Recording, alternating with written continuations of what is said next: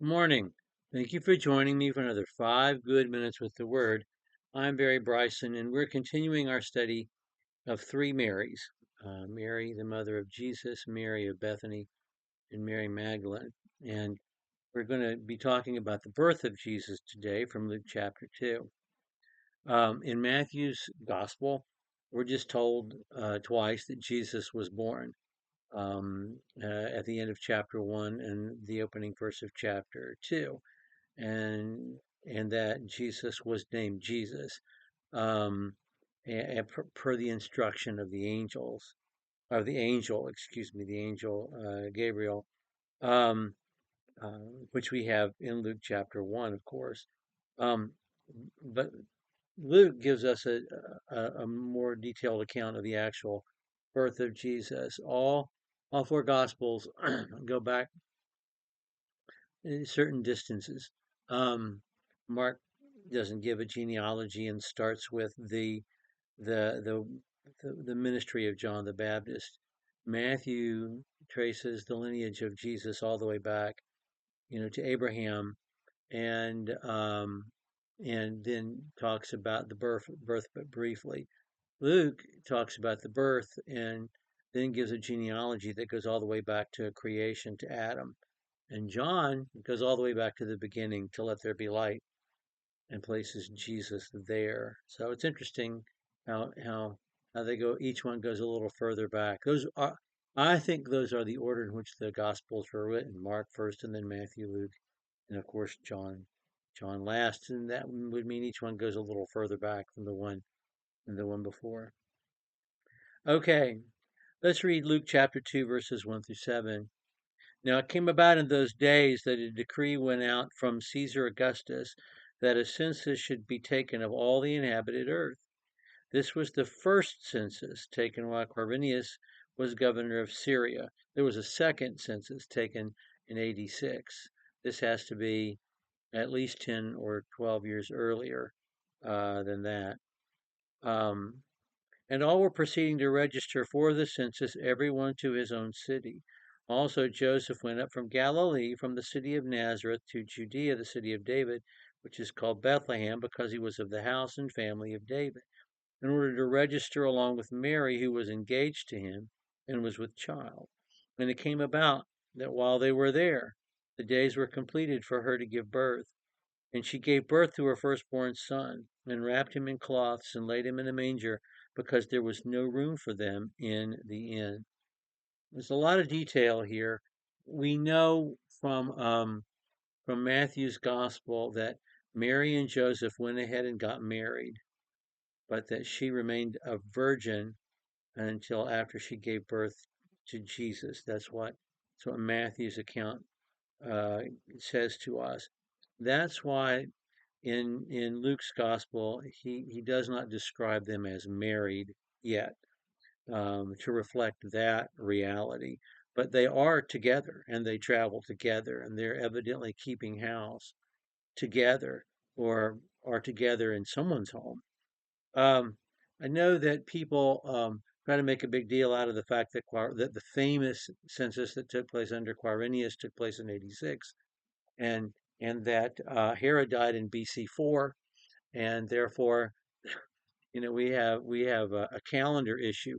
Um, we do somewhat have a calendar issue because of the Gregorian calendar, but Luke is careful, as he is careful in all details, to say this was the first, not the famous, but the first census taken under Quirinius's governorship. So I think Luke anticipates us mixing up the dates, and so he makes sure that we know this is the first census, not the one that most people would remember. Um, and This is fairly early on in the reign of Augustus, um, uh, and and and uh, um, and so he is not unusual that he would want that census taken. Um, anyway.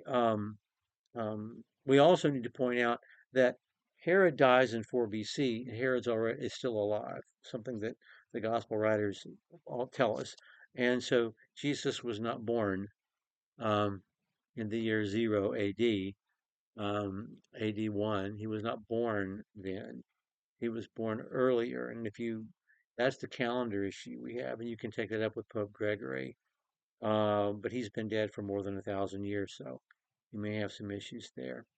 And people have also questioned, why would Joseph go all the way back to Bethlehem, since he lives in Nazareth? Well, maybe he was raised in Bethlehem. Maybe for some reason he has moved to Nazareth. I mean, his family could have recently been living in Bethlehem, and they may have registered in Bethlehem at the last census, and that's why he had to go. So anyway, so they have to go to Bethlehem, which is 60, 70 miles, and she's ready to give birth, and the roads are packed, and but they make the trip together, and there's no room for them in the inn. Not surprising. These inns would have been small. They would have been basically truck stops for caravans. There wasn't a Hilton, let alone a Motel 6. Those things didn't exist in those days. And so evidently they give birth where the animals are being kept. In Bethlehem at the time, that would probably have been a cave that would have been, where there would have been, you know, um, corrals and fences and things for the animals. Um, that's where Jesus was born. Mary, as we already mentioned, was trained for a year to be a wife before her marriage, and so she would have received instruction in, maybe even seen, um, the birth of a child, and but she was alone. She didn't have the village women with her, her mother with her, aunts with her. She didn't have the village women. She was all alone, except for Joseph when Jesus was born. And I think that says something about Mary and her bravery and her sturdiness, her hardiness, that she was able to make this trip.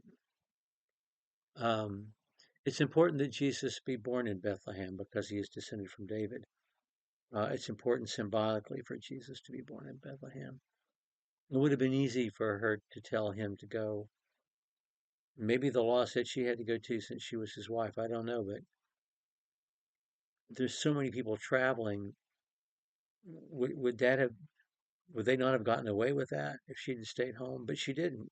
She went with her husband. She gave birth alone. I'm assuming that the only person there to sever the umbilical cord would have been Joseph himself, and she knew what to do. She knew what to do when the baby was born. She wrapped him tight in swaddling cloth, which she had probably carried with her for that purpose, and laid him in the manger in the feeding trough because it would have been full of straw. Why wasn't she holding him? Why did she lay him there? Maybe she was exhausted. Maybe she had hard labor. But that's what she did. And she did it by herself, just with Joseph there. So anyway, we're going to talk about the visits next time of the Magi from the East and of the shepherds. Thank you for joining me for another 5 good minutes with the Word.